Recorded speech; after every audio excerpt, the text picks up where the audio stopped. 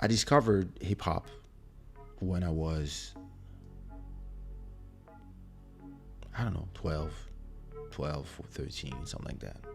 And I really discovered that I wanted to do hip hop and rap and have dreadlocks and stuff. Yeah, when I was 14, or maybe I wanted to make beats first. And then I started to say to myself that, yeah, I want to make,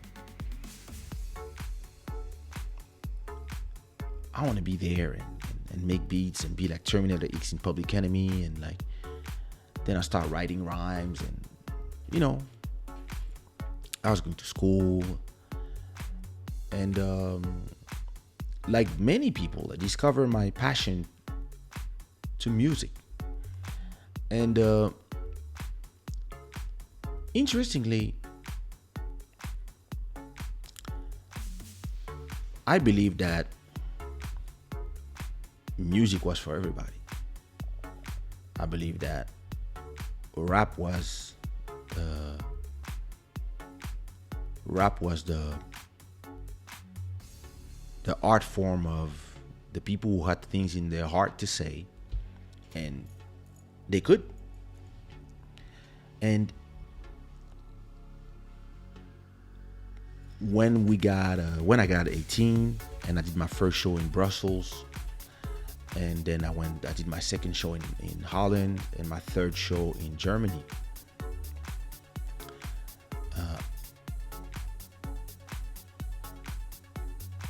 It was outside of France.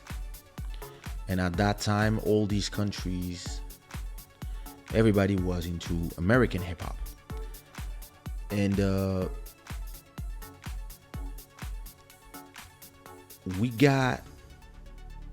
so I was performing in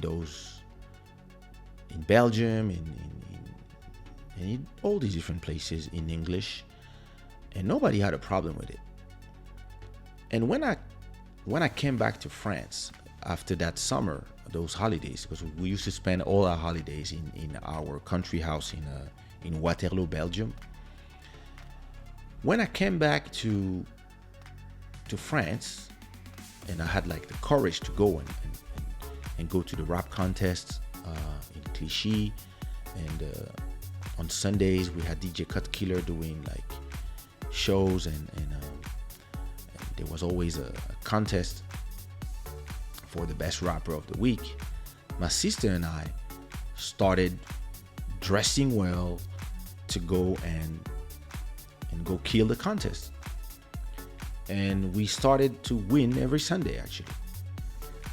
And back then, it was really the beginning of French hip hop. And in the beginning, everybody was for us. And then people start being angry at us. They start being like, yeah, these guys should not be allowed to perform because their parents are rich, they don't live in the ghetto, they're not poor. And I really had a hard time understanding why it was my fault that all of you are trying to be rich. My dad came from nothing and became rich. It's not my fault, and that's his life story. And if some of you become rich, then your kids will be in my position, and you will not hate your kids. So why are you hating me? And it was a strange moment because all of a sudden some people who had nothing against me started being angry at me, and starting to, when I was performing, they all had conversation between themselves, and they were like, no, when he's on stage we stay like this. And some people were telling me after the shows, yo, your performance was great, bro. And I was like, I was seeing you in the crowd and you were staying like this, so why are you telling me now that it was great? And he was like, no, like in the crew, everybody decided that, yeah, we don't support you because this, because that, because things I don't agree with, but it's my crew. I come from that city, and I was like, wow. I mean, I understand competition, but it feels like because you guys are losing all the time, and because when I perform, there's only girls in front, you guys are pissed, and you are finding excuses to,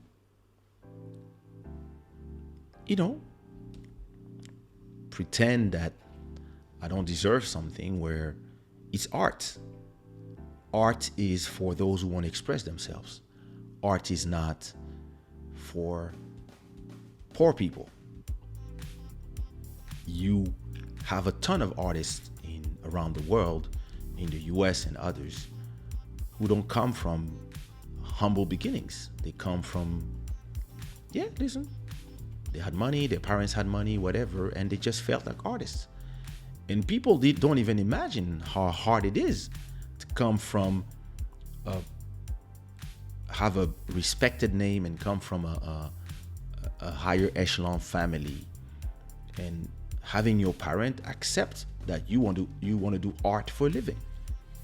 Because what your parent think is, I didn't do all this, sacrifice all this, and work my ass off to go from walking barefoot in Bandaka and having nothing to now having something, and for you guys to fuck it up by fucking my legacy by being rappers.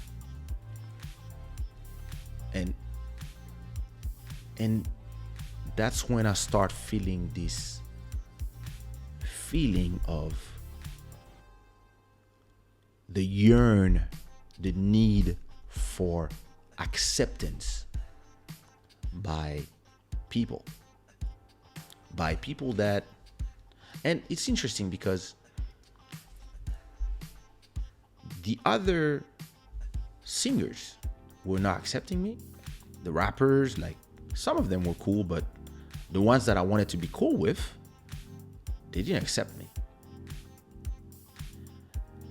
And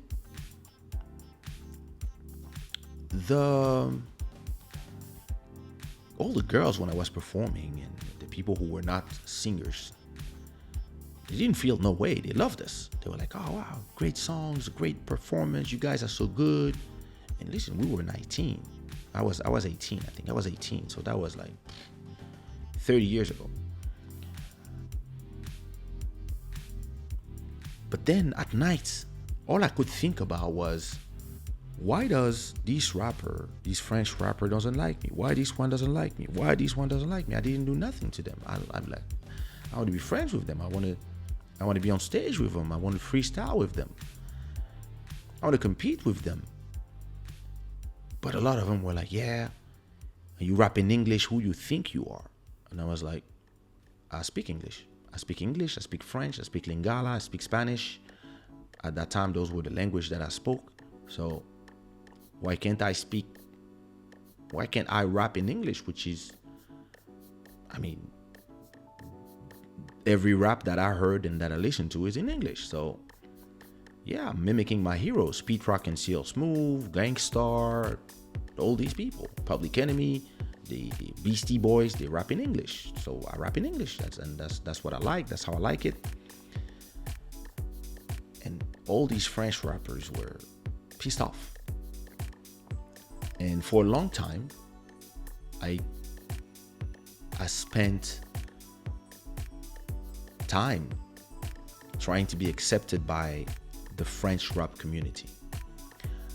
I tried to sign to French labels, and all they keep telling me was, oh, we love what you do, but you have to do it in French. And I was like, it doesn't sound the same in French. I never liked rapping in French. Like, I like to listen to it, but I never liked my voice rapping in French. It's not something that I worked on. I really had a flow that was that New York style flow, and it worked better in English. So I never, and I'm very fluent in French. My French is what we called in French français. I forgot the name. How you call this? Français soutenu, I think. Like I have a very big vocabulary in French. I because I come from I went to a school where you really learn like that level of French. You read the books, etc., etc. So my if I started rapping in French and I really like pursue that, I would really have a vocabulary. But it really was not something I was interested in at that time.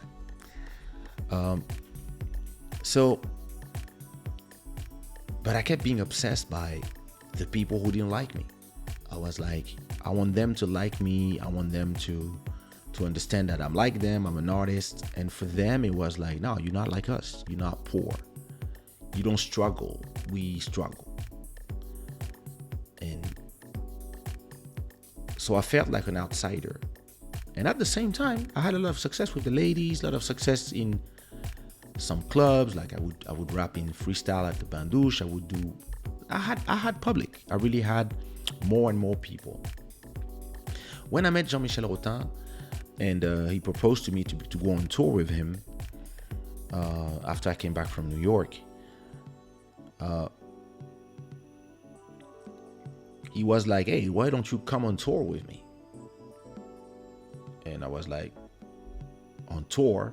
Yeah, I'm very famous in the Zouk industry, etc., etc. So because I had 2 tracks in his album, I was like, yeah, let's go, let's do it. And I was getting paid as well. So that's the money I used to make my first tattoos. And I started being on tour with him. And from the tours with him, I became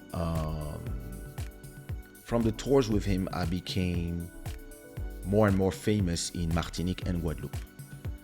And my goal was never to do Zouk. It was really not. My goal was always to do a rap album. But once I spent 6 months in Martinique and Guadeloupe, I started, getting immersed in this music from Jamaica, from Martinique, from Guadeloupe, from St. Lucia, from the Barbados. Like that's what we had in environment. So we start listening to it more and more, and then I start doing some tracks, and that's when I go to French Guiana, and I spend a year there, and I record my first album. And so I recorded around 40 songs, and we took 12 of them to release first because it was like the Caribbean Wyclef style album. And when it came out, I had a #1 album. And now I had to get accepted because in the beginning, nobody knew where I was from. Nobody knew I was from Congo and Portugal. Everybody was like, oh, he's probably from Guyana or from Guadeloupe or from Martinique. And everybody was calling me the PDD from the West Indies, etc. when my video Bounce Baby was released. And me, I was like, okay, trying to fit in, And now I'm here. Let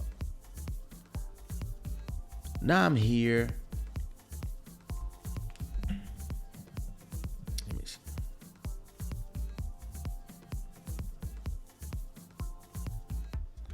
So now I'm here in the West Indies, and at a point I transition. I mean, when my Zouk album becomes #1, to me it was not a Zouk album. To me it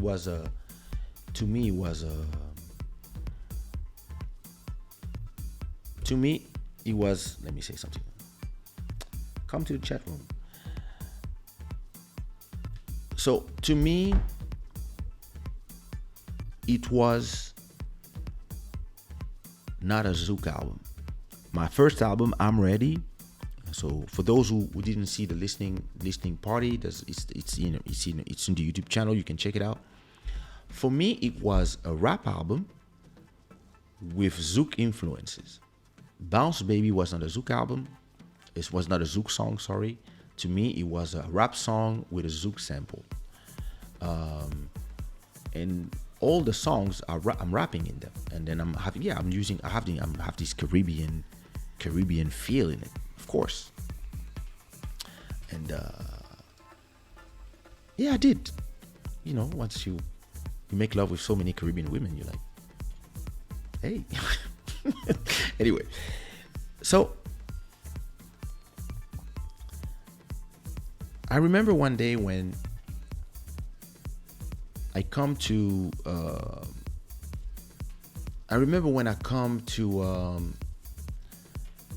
I meet a guy in the subway called Jean-Paul.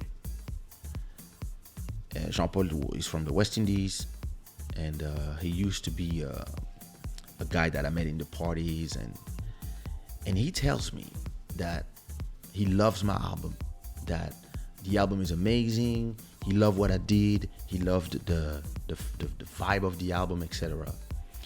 And me, I tell him, hey, this is not the real album. I mean, my real album, the hip hop album is coming. This is just something to begin, and etc. And he looks at me and he's like, why do you want to do hip hop, which is what everybody's doing, when you have something that's unique, that's you, this is Kaysha music, like. And I look at him like, what the hell is he talking about? Because I was still trying to be accepted by the hip hop community, and I was scared that they would laugh at me for doing zouk music. And then now I become the number one zouk artist, and a lot of people, because they're pissed at me being number one, they start saying, how can he be the number one zouk artist? He's not even from here. He's from Africa. He's not like us. And again, I start feeling like an outsider, because now I'm looking for the acceptance of the zouk community. And I feel like a lot of people respect me, especially the fans, the public. They love my music, they love what I do. But a lot of the artists who felt threatened by this guy who came from nowhere, arrived out of nowhere, and now is just number one. A lot of people felt the way. A lot of people were like, yo, this guy is taking our place. This guy, what is this guy doing at the number one spot of our music? And he's singing in English on our music. And again, I feel like I'm an outsider, and I'm kind of ashamed to be number one and to have created a revolution along with the people of that generation. After my album, zouk was not the same anymore. And I didn't do it for that. I did it because I was just making music.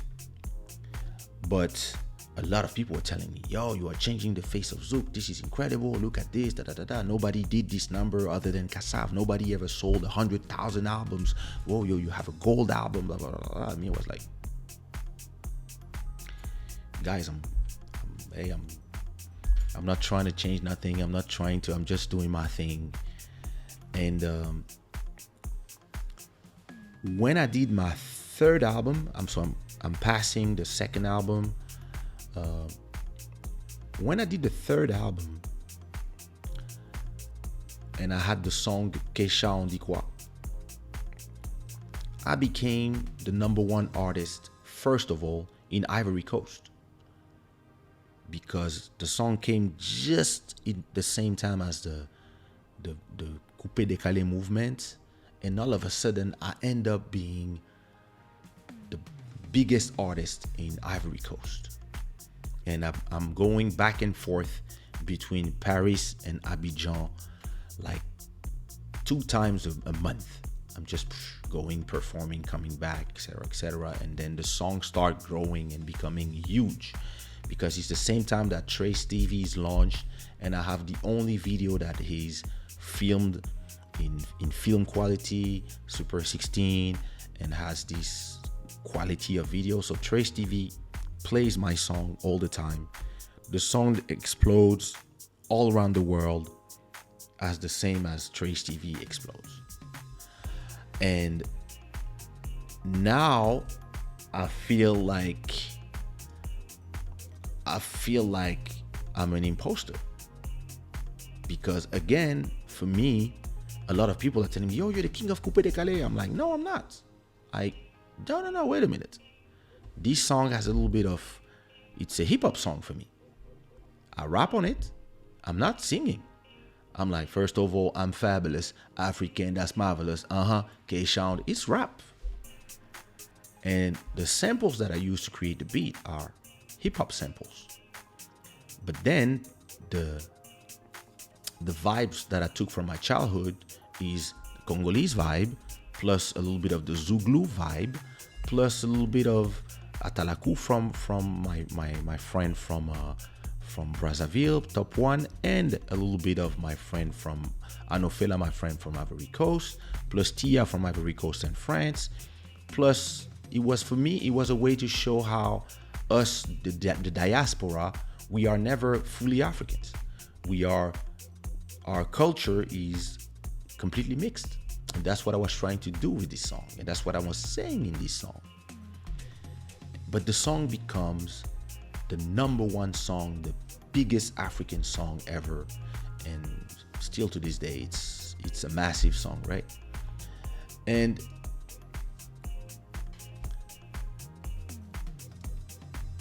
I remember Tia and Anofela collaboration. They have a song called Coupé Décalé. I composed and wrote that song. So yeah. So now I become the king of Coupé Décalé. And interestingly, the Congolese people who didn't really have me on their radar at that point are angry at me because they say that I'm not saying that I'm from Congo enough. Well, Kaysha means Kinshasa. I don't know what you need. It's a contraction of Kinshasa. Plus, in every song from the first album, I always come with references to Congo, some Lingala parts and stuff. But all of a sudden, they realize that, oh, he's from Congo. Why doesn't he say? And now everybody's angry. So I'm like, oh. And then some artists from Ivory Coast, they're like, yeah, listen, he's great, but he's not from here. Okay? And at the same time, I have a huge hit, another hit called 88 BPM in the Zouk market. And sometimes, most of the people don't say nothing, but sometimes, when everybody's speaking Creole, and I understand Creole, but sometimes everybody's speaking Creole, and I just don't feel in my place. Because they are with themselves, and I feel like a guest.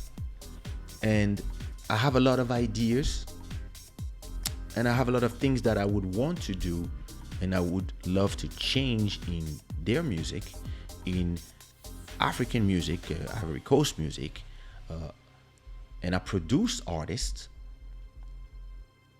But there's a lot of things that I don't have the courage to do because I don't want people to feel like I'm changing or tampering with their culture. So again, I feel like an outsider, and I'm just trying to be accepted. So because I'm trying to be accepted, I'm trying to not touch too much stuff because I don't want to break things, or you see what I mean? And well, so at a point,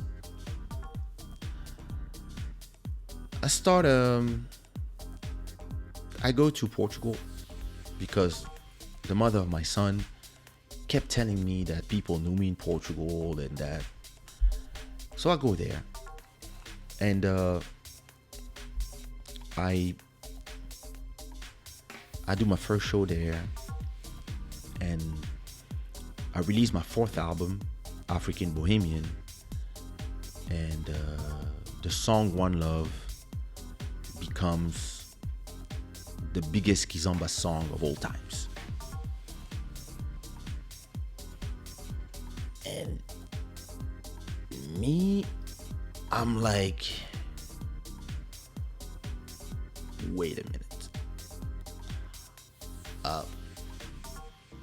I was not really trying to do this. I was just trying to mix pop and zouk with some hip hop samples. But One Love's become a timeless song. It really becomes one of those songs that you still listen today. Same as for On the Kwa and other songs. But One Love particularly really becomes, and that album African Bohemian really becomes the album that make people crown me the king of Kizomba. And I have no idea what Kizomba really means at that moment. I'm not sure what it means, but everybody says, yo, this guy is the king of Kizomba. And that's how they introduced me in the shows. And again, I'm like, hey, I'm just trying to do music, and I'm not the king of nothing. I just want to be accepted, and I just want to try stuff, and then I have Musicquarian becomes a huge hit in Angola, One Love in Portugal, and then the rest of the world. On the Quad becomes global. Something Going On explodes. Then I have some of those songs that become huge hits in Haiti, all around the world. Like, my name is everywhere, but everywhere I go, sorry, I'm a little.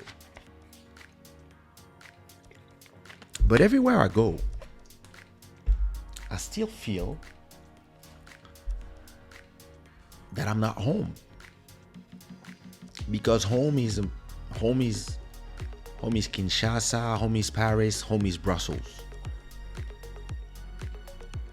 But at the same time, the cultures where I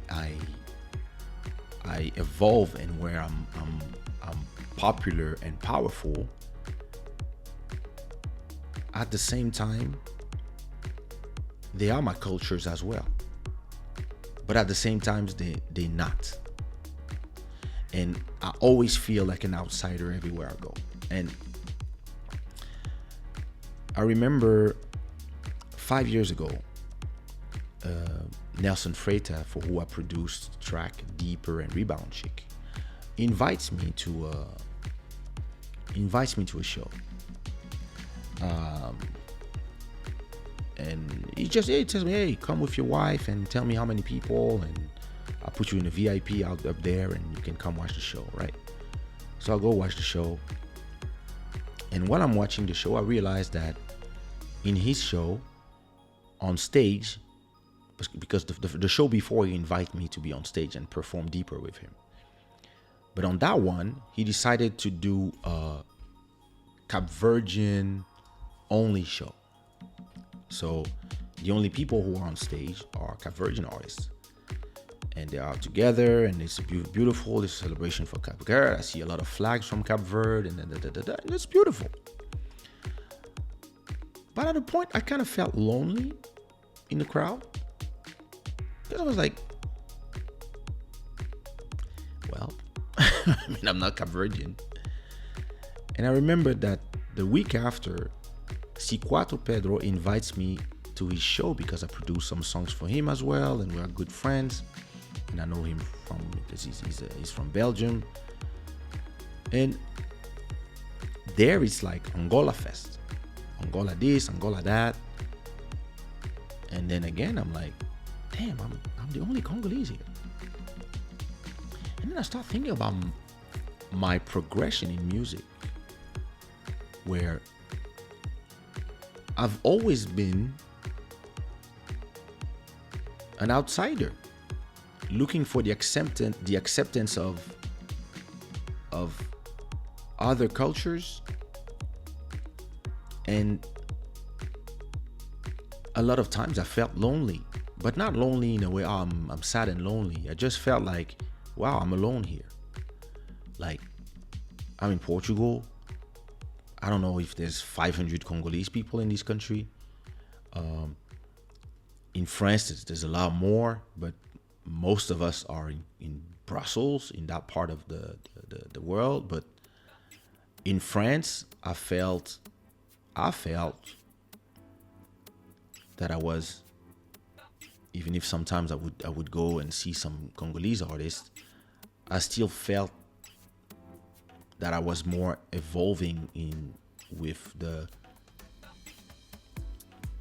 West Indies people, Martinique, Guadeloupe, Guyane, more than the Congolese people, and it's even in terms of music. It's not by choice. It's just by life happened, and my hits made me perform more for those people.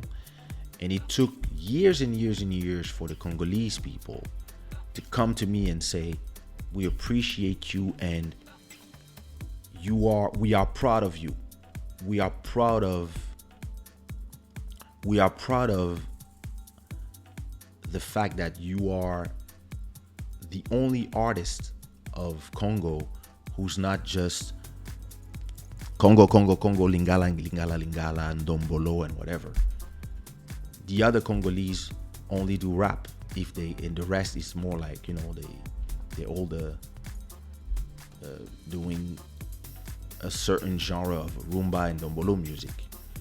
And you didn't care. You just opened to everybody, and actually everybody loves you. And we are proud of you. And it took me 20 years to realize that I didn't need that. I didn't need the acceptance, because I'm a global artist, and the world, it's actually the world that changed. Because what I did was the same all these years. I was just making the music that I like, listening to stuff, trying stuff, mixing stuff, discovering cultures, and loving other cultures, and giving back to other cultures what I learned from those cultures, putting all the, but back then it was kind of not accepted by the people.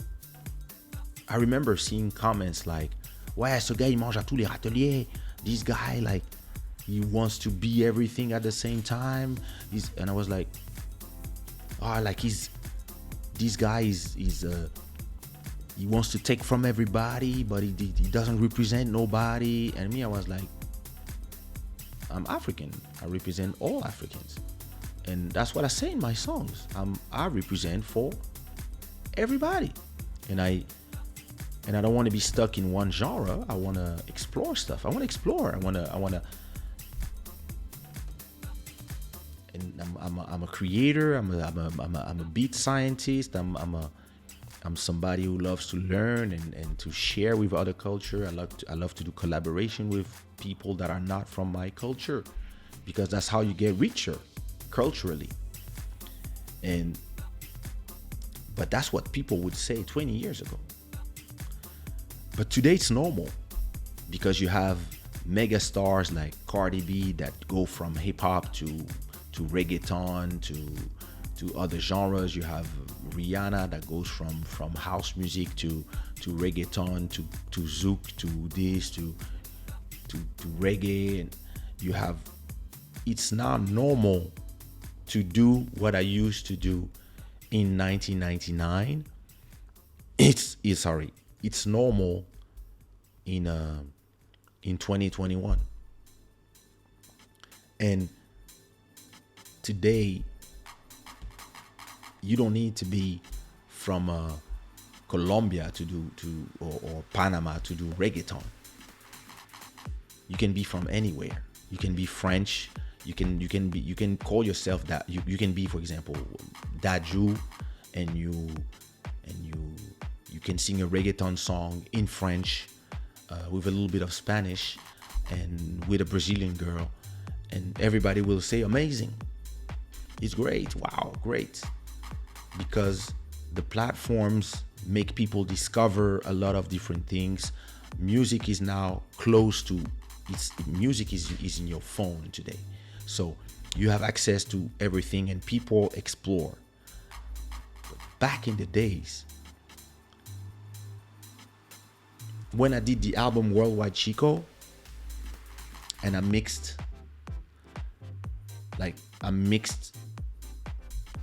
zouk, kizomba, reggaeton, hip hop, and there was this New York flavor mixed with. In New York, everybody was, wow, he's a genius. But when it came out, the public was like, we don't understand. If this album came out today, everybody would be like, wow. But it took me all these years, and it took also the world to arrive to my vision as well, for me to realize that and to assume that I didn't really care about nobody's acceptance. I just don't care today. I'm like, hey, listen, I'm gonna do what I'm gonna do, and if you like it, you like it. But I have no passport when it comes to music. A lot of people, they want to put borders in music, and they want to put borders in music because it makes them feel more safe. It makes them feel like they can stay in their corner and do their thing and make their money and not have competition from other people. But I was a guy, every time I would come to any genre, I would do a number one. But I used to be ashamed of it because it was not done on purpose. Today, I'm not ashamed of it. I might have a number one in Amapiano in this year. And when it happens, I'm not going to be like, oh, I'm so sorry. I'm just going to be like, yep, that's what I do. Because I believe that at a point you have to accept what is your mission. You have to accept who you are, and you have to accept what you do. And you don't have to be sorry for what you do. And for a long time, I was the shy guy who was, oops, sorry, just passing by. Oops, sorry, oop. Today, I look back and I'm like, yep. You don't talk to me when you talk about the French, the story of French hip hop. But back in the days, all you guys who are famous now, you were scared to perform after me and my sister. All of you guys. And you were hating because we were better than you. When I came to Zouk, yeah. Zouk was like this. I came and I create a line. I create a revolution. I created a revolution in Kizomba. I created a revolution in African music, Coupé Décalé, and a lot of these singers who are now doing music that is based on those genres have been inspired by me. And I assume it today. I assume it today, and I assume the legendary status. And back in the days, I think it's just the amount of humility and a certain type of education that makes you kind of not want to do waves and not want to make things about you, but want to make things about music. But more and more, I see documentaries, I hear people talking, I see Capverdians talking about, sorry, I have something in my eye. I see Angolans talking about Kizomba, Capverdians talking about Capverdian music, Portuguese talking about their music, French people talking about music, etc., etc. And I don't hear my name in the conversation. And then the same people, when they meet me, they're like, oh, the legend. Like, yo, listen, we owe you so much. Like, you did it. And I'm like, wait a minute.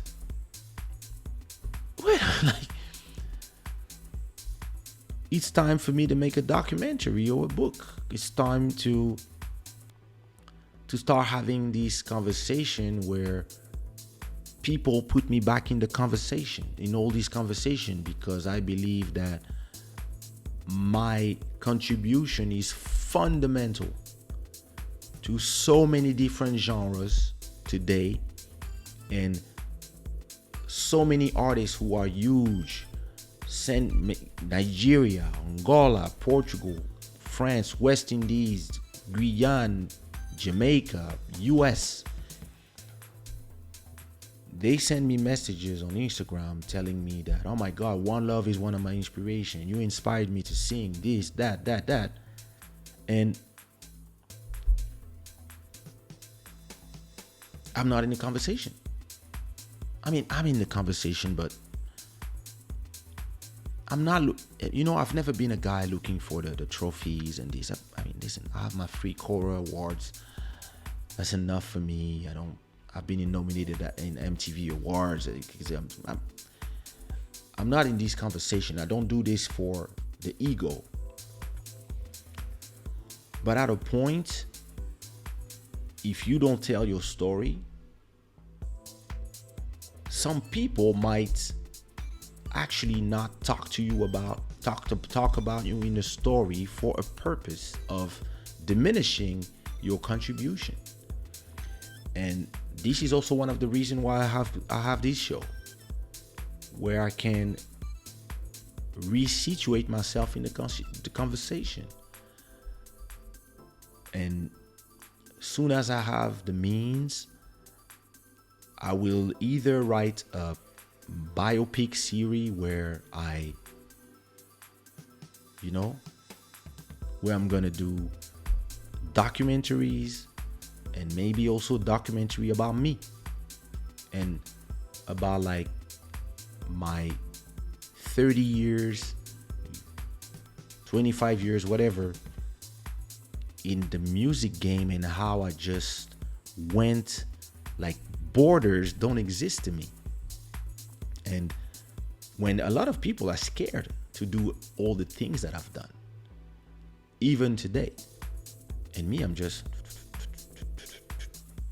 and it's so interesting how it was the fear of not being accepted that made me kind of move in the shadows sometimes.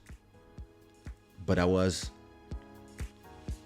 creating subgenres. I really pushed the boundaries of so many of these cultures. I upgraded the quality of Zouk albums.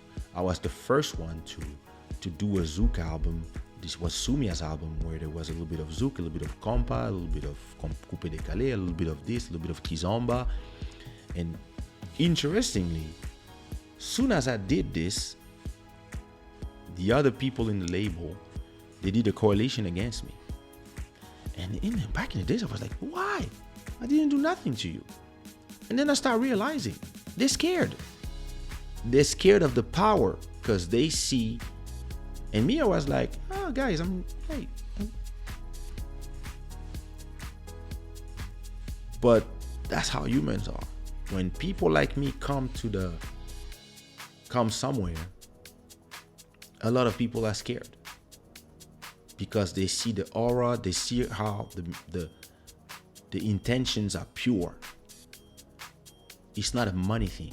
It's really to make the music, and to make the music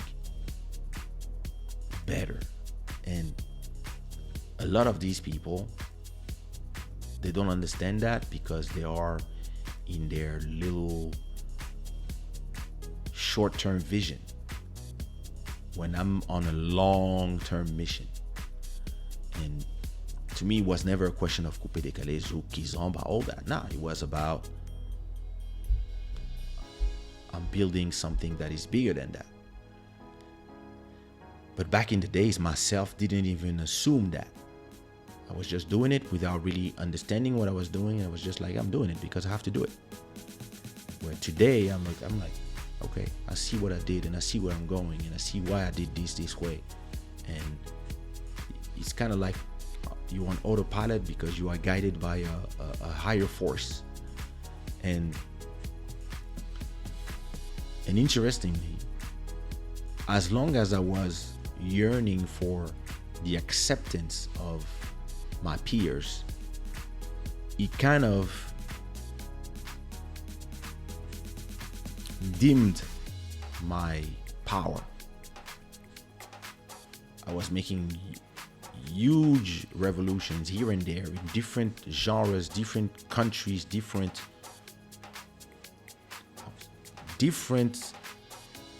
borders, different countries, nationalities, different people from all walks of life come here.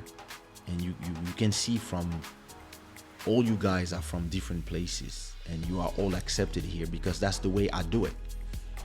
But for a long time, this desire to be accepted in those communities rather than just coming, kicking the door and it comes from being humble, but it actually once it disappeared, it gave me a clearer vision of who I am and what I'm here to do. And I believe that most people, if you are an artist, a performer, whatever is your walk of life, you don't need to yearn for people to accept you. You don't need to yearn for acceptance. You just need to do your thing and let your thing talk for you. And then have the places where you can explain what you're doing and have the places where you can express your vision. And then the vision will talk for itself and it will talk for you and the numbers will talk for you. Because a lot of people, they talk a lot.